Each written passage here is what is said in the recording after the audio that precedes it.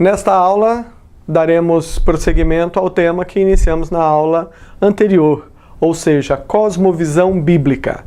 E nós afirmamos que cosmovisão pode ser comparado a um conjunto de lentes, a um óculos, que você coloca e através dele você vê o mundo à sua volta. Nós vimos também que todas as pessoas possuem uma cosmovisão, uma maneira de entender a vida. Até mesmo aquela pessoa que desconhece a palavra cosmovisão, e pensa que não tem nenhuma forma de pensamento ou de filosofia, seja o que for que dirige a sua vida, mesmo essa pessoa que acha que a vida é uma coisa sem sentido, ela tem uma cosmovisão. O simples fato de falar a vida é algo que não tem sentido, isso é uma cosmovisão. A pessoa vê a vida como uma coisa sem sentido. É por isso que para ela também pouco importa a maneira dela viver. Então nós discutimos isso, apresentamos isso, melhor dizendo, na aula anterior, mostrando o que é uma cosmovisão. E falamos também da importância de nós termos uma cosmovisão bíblica. E iniciamos então o nosso gráfico.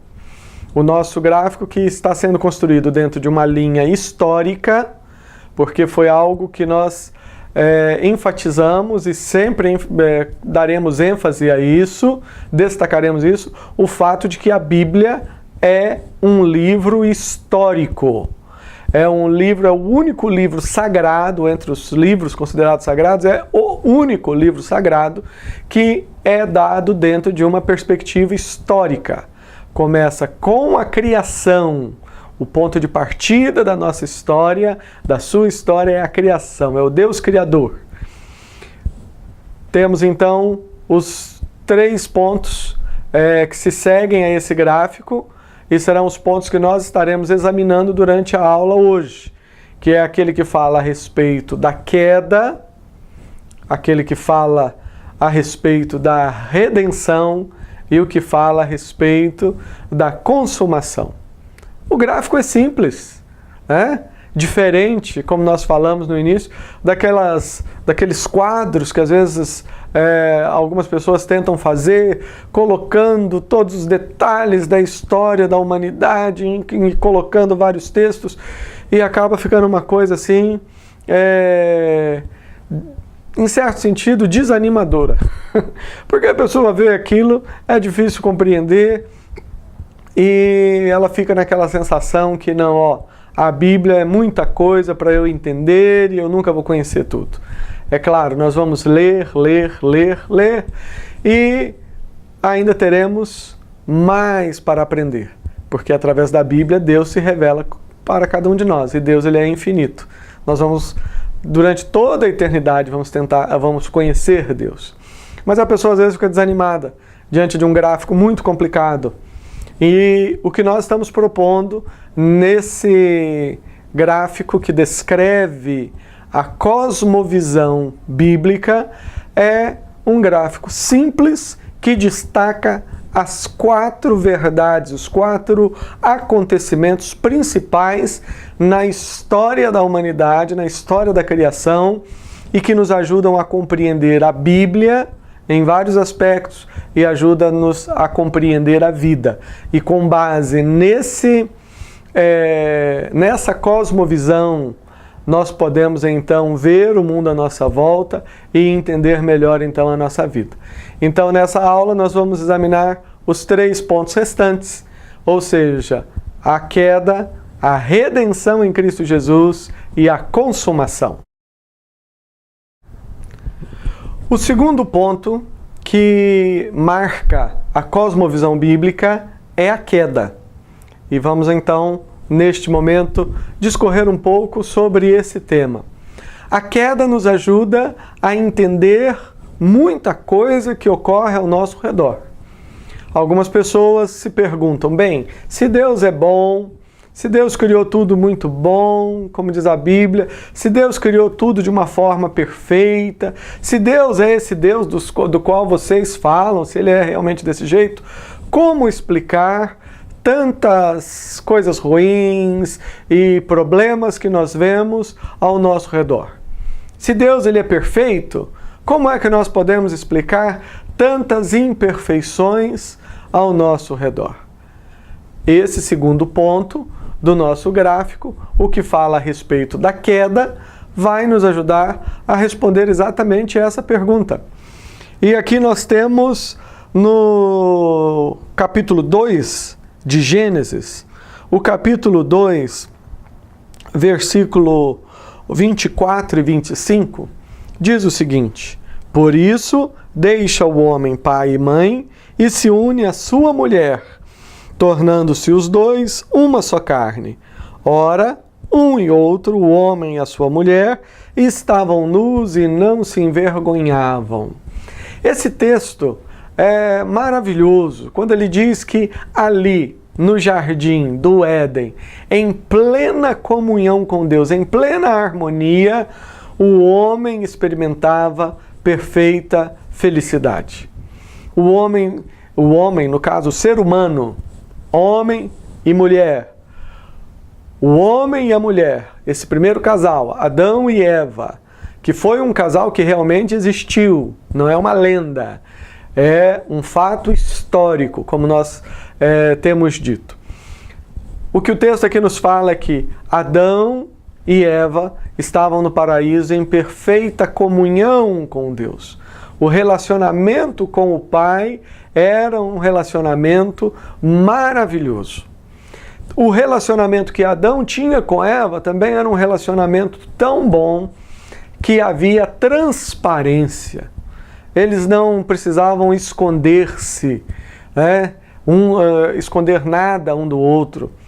Mas diz o texto que eles estavam nus, ou seja, sem roupa, e não se envergonhavam, porque eles olhavam para Deus, olhavam um para o outro, havia harmonia e individualmente, consigo mesmo, eles estavam bem, se sentiam bem, não tinham vergonha, não tinham nenhum problema com o próprio corpo. Então veja que um pequeno versículo tem tanta coisa maravilhosa a nos ensinar.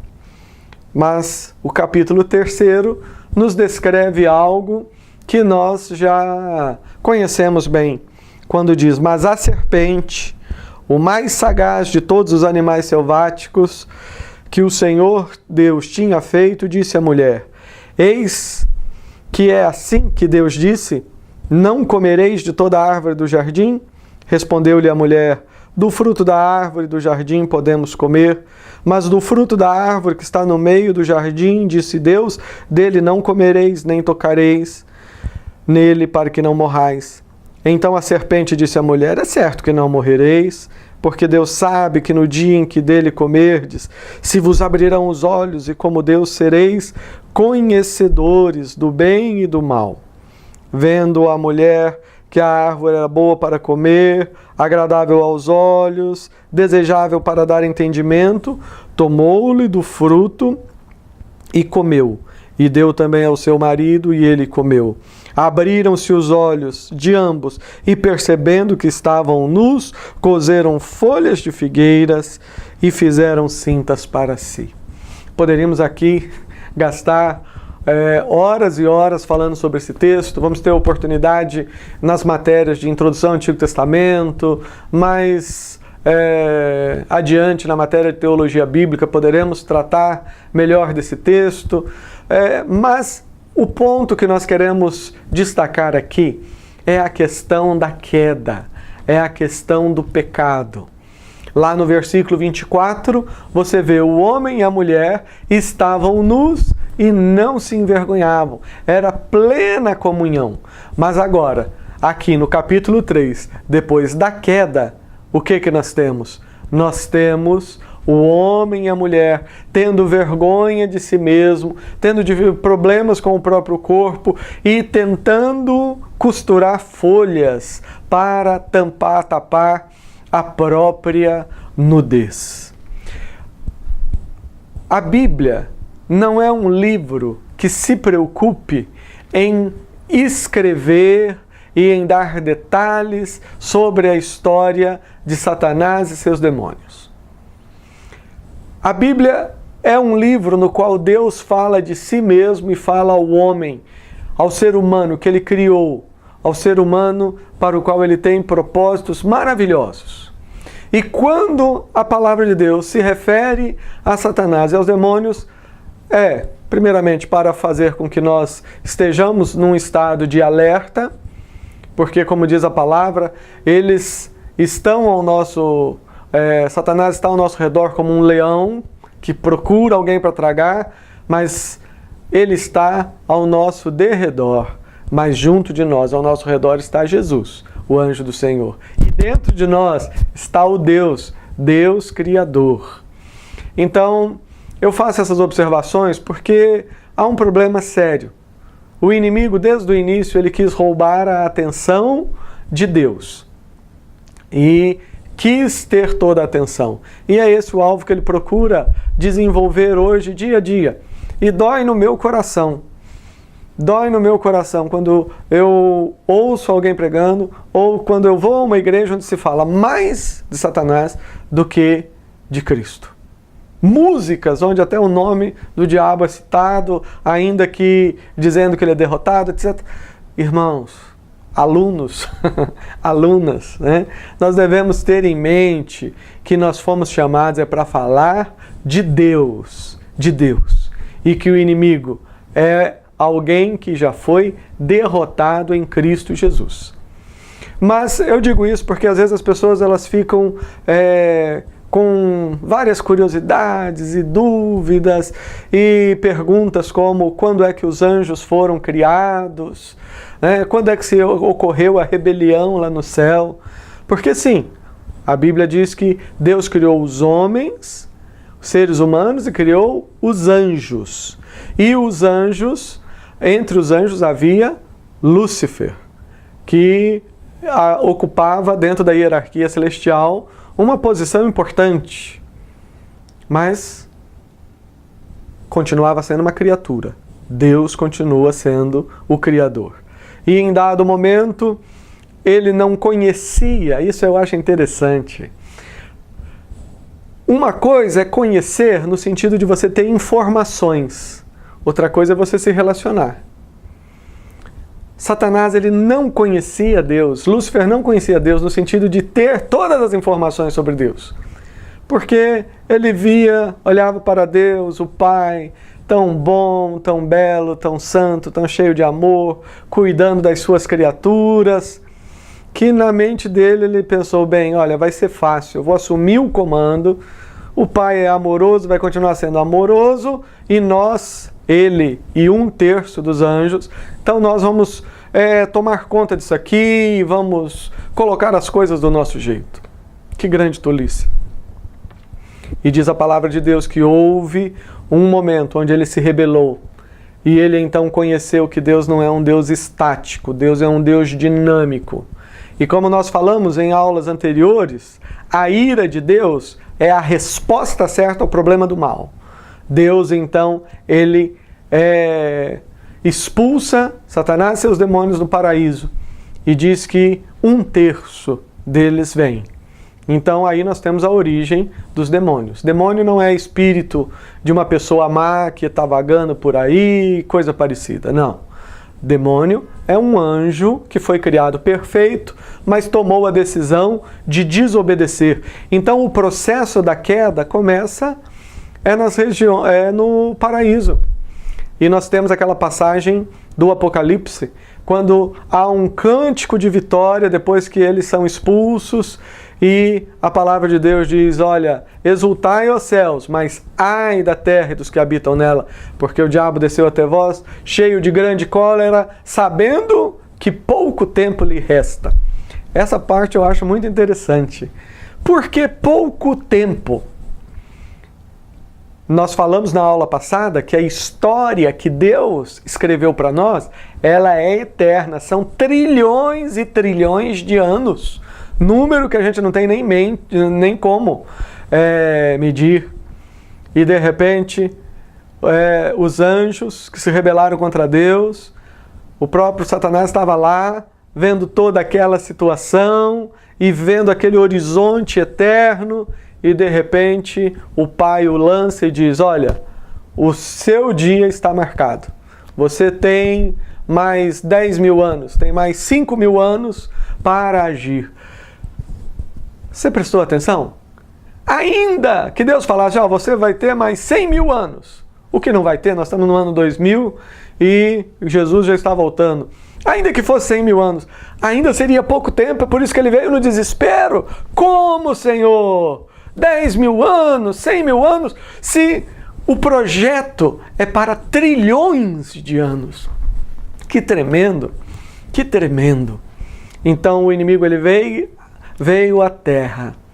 E ele veio para, como disse Jesus, ele veio roubar, matar e destruir. E alguém pergunta: mas quando é que ocorreu isso?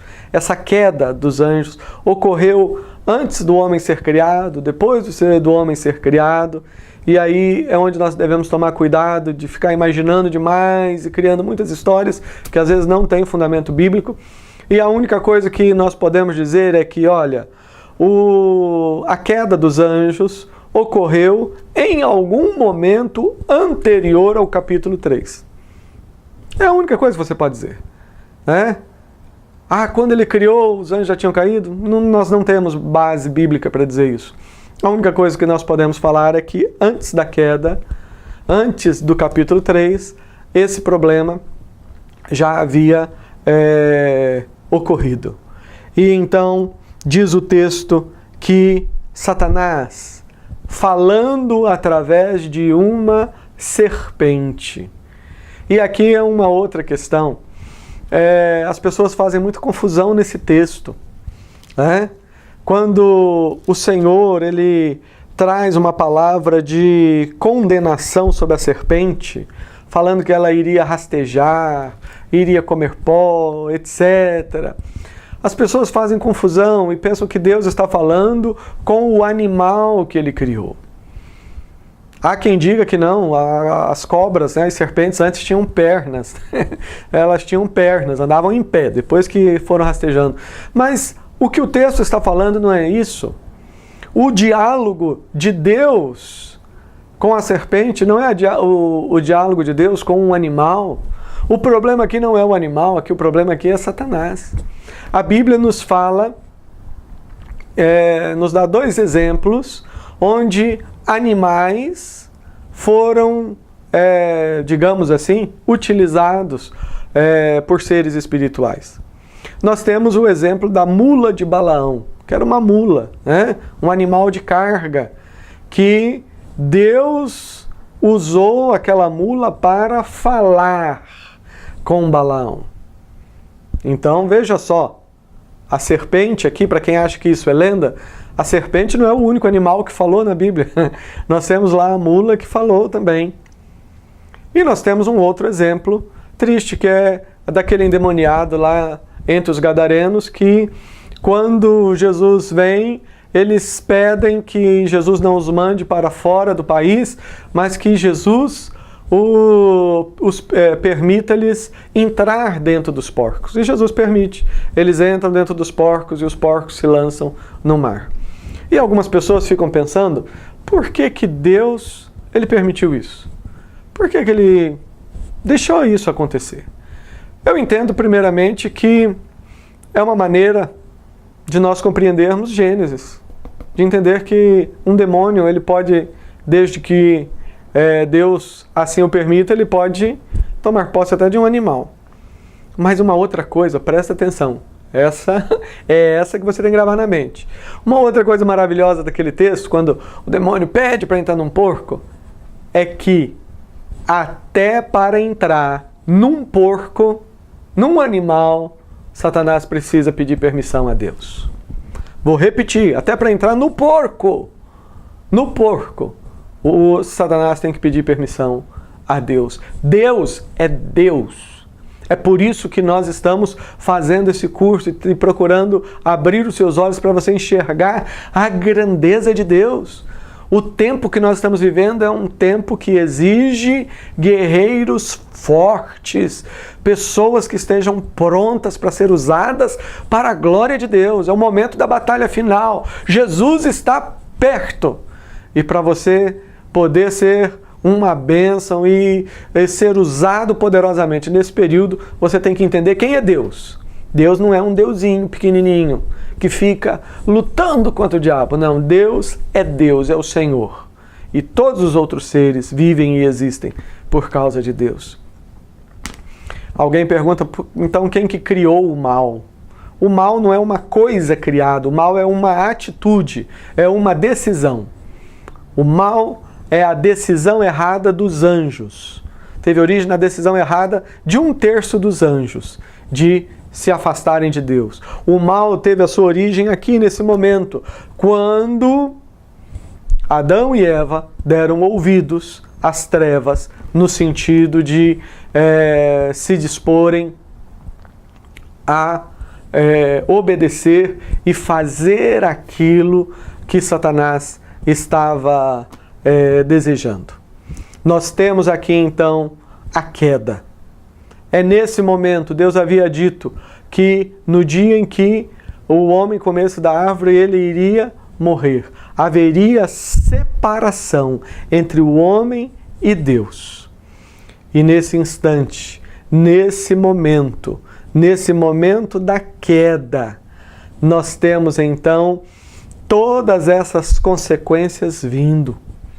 Eu fico imaginando o que Adão e Eva, eles sentiram naquele momento onde eles pegaram da fruta, que era uma fruta. Algumas pessoas dizem que o primeiro pecado foi a relação sexual entre o homem e a mulher. É um erro, é uma heresia, porque antes mesmo da queda, Deus já tinha dado a ordem para crescer e multiplicar. Então a vida sexual dentro da aliança, que é o casamento abençoado por Deus, é uma bênção. Então o primeiro pecado não foi esse envolvimento sexual, foi realmente uma fruta.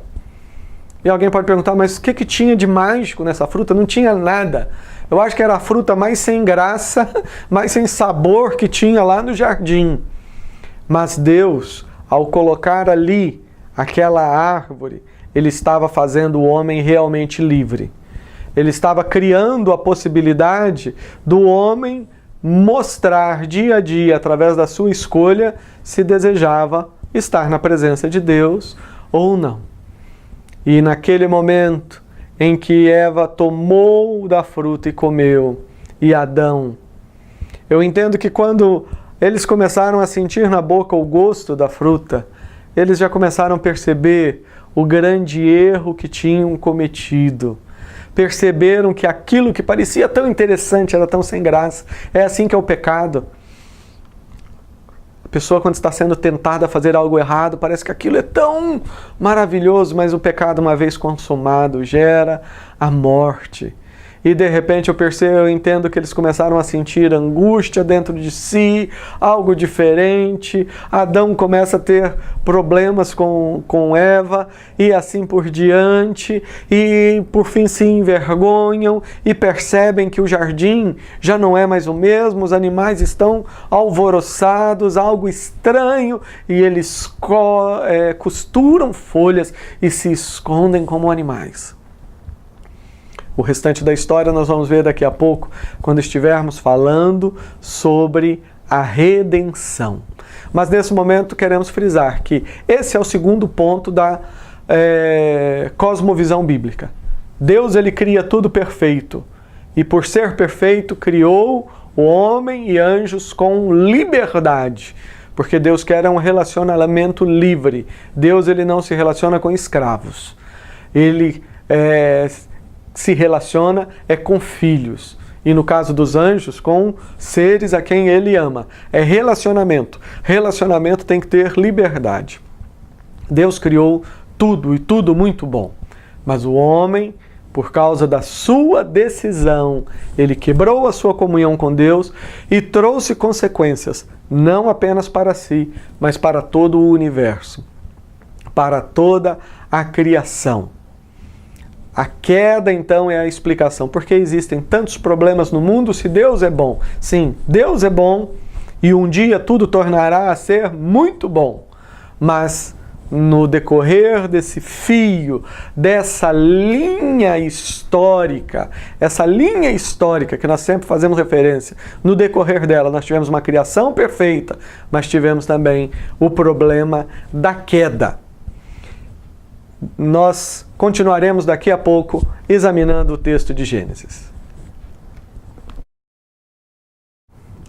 Neste momento, vamos continuar examinando o texto de Gênesis e vamos examinar agora o terceiro ponto dentro da cosmovisão bíblica. Vamos estar falando agora acerca da redenção. O texto diz que, no versículo 7, assim abriram-se então os olhos de ambos, e percebendo que estavam nus, coseram folhas de figueira e fizeram cintas para si. Quando ouviram a voz de Deus que andava no jardim, pela viração do dia, esconderam-se da presença do Senhor Deus, o homem e sua mulher, e entre as árvores do jardim. E chamou o Senhor Deus ao homem e lhe perguntou: onde estás? Neste exato momento, o inimigo percebeu que Deus estava mostrando algo novo de si mesmo. Porque Satanás, quando ele desce à terra, atirado, derrotado, condenado, já sabendo que pouco tempo lhe resta, e ele percebe Deus, o Pai, plantando e cuidando de um jardim. E há autores que dizem que o que Deus estava fazendo ali no Jardim do Éden, na verdade, seguia o modelo daquilo que existe de forma perfeita já no paraíso. E há quem diga que o Jardim do Éden era como se fosse o jardim que fica no fundo da casa, o jardim do fundo que seria o céu, né?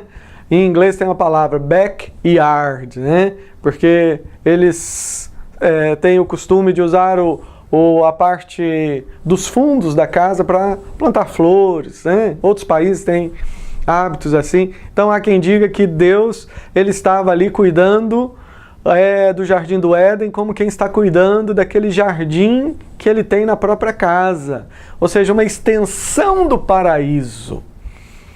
E Satanás ele pensou, olha, vou destruir tudo, vou fazer com que o homem desobedeça, e eu já sei que o pai não é sempre manso dessa maneira. Por que ele pensa assim? Porque lá no céu, lá no paraíso, quando ele se rebelou, ele experimentou um pouquinho da ira de Deus. Agora o que acontece? O que acontece é que quem escreve a história é Deus. E Deus, antes de criar todas as coisas, antes da criação, né? Antes mesmo da criação, Ele projetou, determinou tudo na sua mente, que é eterna, que é onisciente, que é santa e que é perfeita.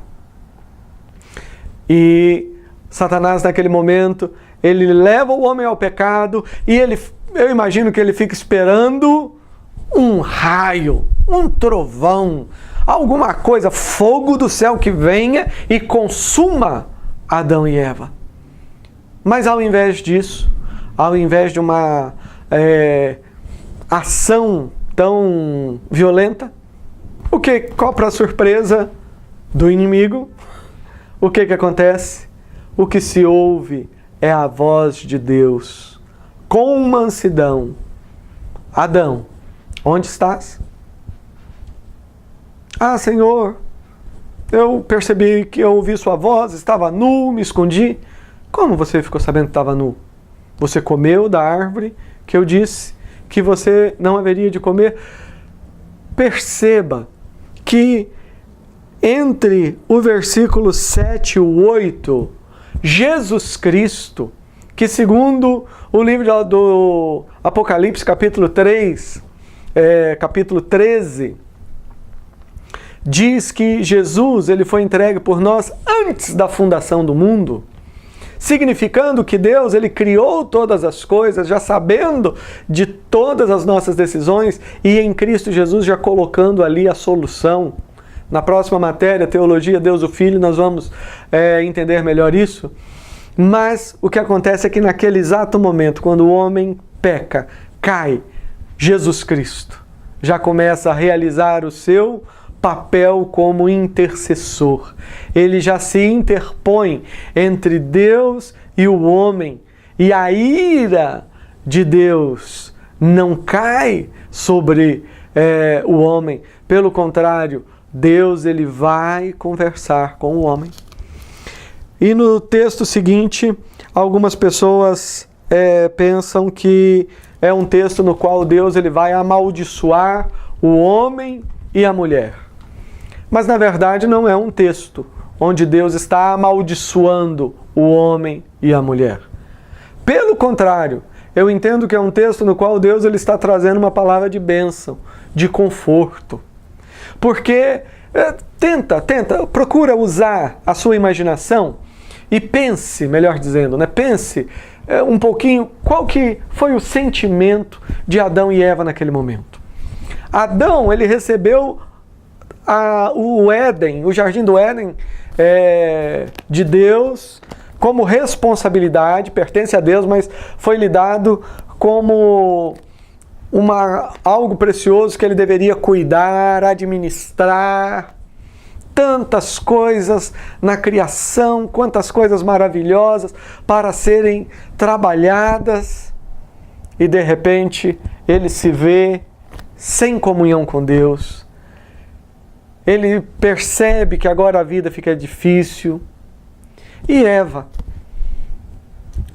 que Deus disse que ela teria filhos, bebezinhos, a terra seria cheia, e de repente, quem sabe na mente dela, naquele momento, ela pensou, olha, acabou tudo, estraguei tudo. Quantas vezes nós achamos assim, estraguei tudo, Deus tinha algo bom, e agora... Então, se você consegue imaginar isso, você vai ver que quando Deus ele chega para Eva e fala, Eva, olha, com dor, eu vou multiplicar as dores do parto. O seu desejo vai ser em relação para o seu marido, e ele vai te dominar. Perceba que Deus ele não está castigando. Deus ele só está, primeiro, trazendo uma palavra de ânimo. Em outras palavras, dizendo, olha, o projeto continua. O plano continua. A história, quem escreveu, fui eu. Imaginando um diálogo, como se o pai estivesse falando. Quem escreveu a história sou eu. Você vai ter filhos, a história continua, só que a sua escolha foi uma escolha ruim. E viver a vida alheio ao Pai, viver a vida sem a presença abundante do Pai, significa ter uma vida de sofrimento, uma vida de dificuldades, de dores. Então é por isso que as dores elas vão ser multiplicadas. Não é que no Éden não existia dor, porque Deus fala que vai multiplicar. Você só multiplica algo que existe. Então, se ela não tivesse pecado, no parto haveria, quem sabe, um desconforto. Mas Deus está falando agora, porque você optou viver sem mim, longe de Deus, o que há é dor. Eu criei você para um relacionamento perfeito com o seu esposo, mas você quis viver esse relacionamento sem a minha presença. O que vai haver é desequilíbrio, você vai ser dominada. Para Adão, a palavra também é uma palavra de ânimo. Quando o Senhor diz, olha, do suor do seu rosto comerás. A terra vai produzir espinhos, mas com o suor do seu rosto comerás. Em outras palavras, olha, a consequência do seu erro está aí. Mas eu vou abençoar você. Agora vai ser trabalhoso. Você vai ter que estar realmente, suando a testa, do suor do seu rosto, você vai comer. Então veja que, olhando por esse ângulo, a palavra ali não é uma palavra de maldição. Porque naquele momento, se Deus fosse derramar a sua ira sobre Adão e Eva, nós não existiríamos. Eles já teriam sido destruídos. Mas quando nós olhamos aqui para o versículo 14 e o 15, aí nós temos Deus falando então de maldição. E quem é amaldiçoado aqui é o próprio Satanás. Quando o Senhor Deus disse: visto que fizeste isto, maldita és entre todos os animais domésticos, entre todos os animais selváticos, rastejarás sobre o teu ventre, comerás pó todos os dias da tua vida, porém inimizade entre a mulher e ti, entre a tua descendência e o seu descendente, este te ferirá a cabeça e tu lhe ferirás o calcanhar. Presta atenção. Deus, ele não está conversando com um bicho. Ele não está conversando com um animal, com uma cobra. Ele está conversando com Satanás. E a Bíblia, no Novo Testamento, vai estar nos falando isso, né? Que Satanás é a antiga serpente. É o Apocalipse que nos fala. Satanás, a antiga serpente, que se chama diabo. Ou seja, a antiga serpente é essa aqui. Deus está conversando com o diabo e falando: olha, você vai rastejar. Você vai comer pó. Porque isso é a posição certa do derrotado. Uma pessoa que está lutando com a outra e é derrotada, ela cai com o rosto em terra. E o que Deus está falando é: olha, você vai comer pó todos os dias da sua vida. Pouco tempo lhe resta, e o pouco tempo que você tem vai ser tempo de derrota. A única arma que o inimigo tem é a mentira. Ele é o pai da mentira. E você não pode entregar a sua vida a um mentiroso. E você não pode permitir que as pessoas que você está cuidando, que vidas que Deus tem colocado para você aconselhar, pastorear, seja na célula, na igreja, você não pode deixar que essas vidas sejam dominadas pela mentira. Por isso você tem que conhecer a verdade, a palavra de Deus. E Deus diz: eu vou colocar uma inimizade entre a sua descendência e o descendente da mulher. Essa é a história. É a história que nós temos. É a história de duas linhagens. Os filhos de Deus e os filhos das trevas. E Deus, ele diz: eu vou enviar um descendente da mulher que vai esmagar a cabeça da serpente. Deus, ele está se referindo a Jesus Cristo. A Jesus Cristo. Aquele que viria esmagar a cabeça da serpente. Jesus Cristo, ele veio trazer redenção. Ele veio trazer redenção para todos nós. Ele é aquele que veio esmagar a cabeça da serpente. Esse é o primeiro texto no qual Jesus Cristo ele foi anunciado. É o primeiro texto no qual nós temos Jesus sendo anunciado, a sua vinda. E nós temos aqui a redenção.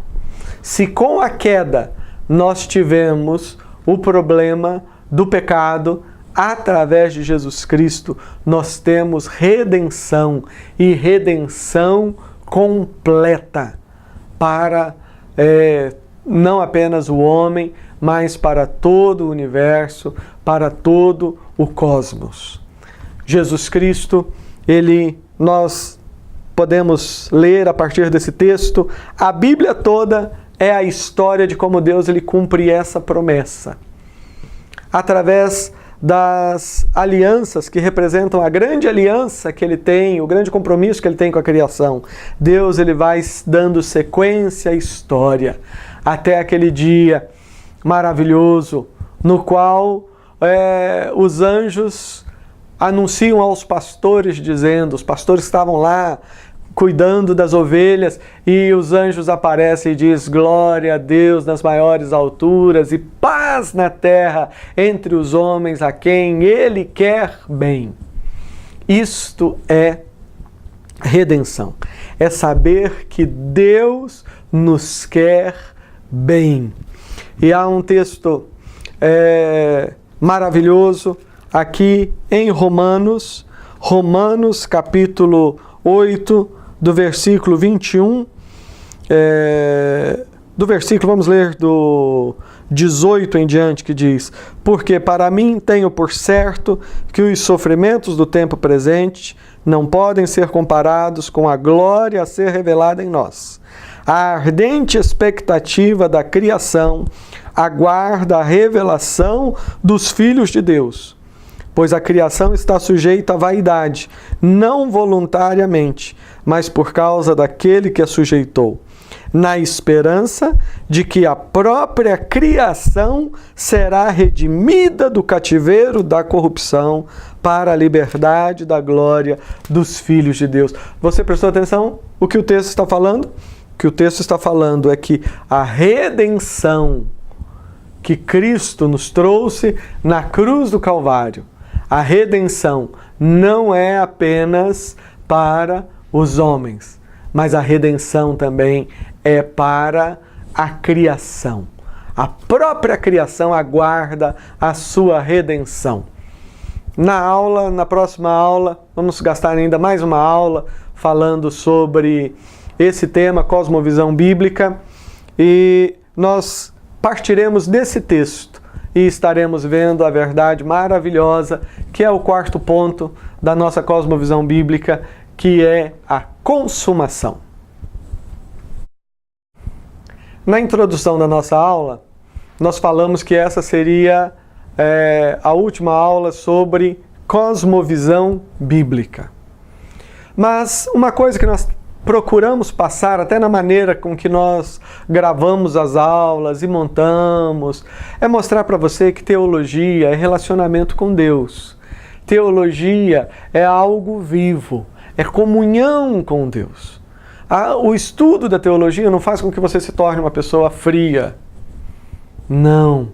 O estudo da teologia faz com que você tenha intimidade com Deus.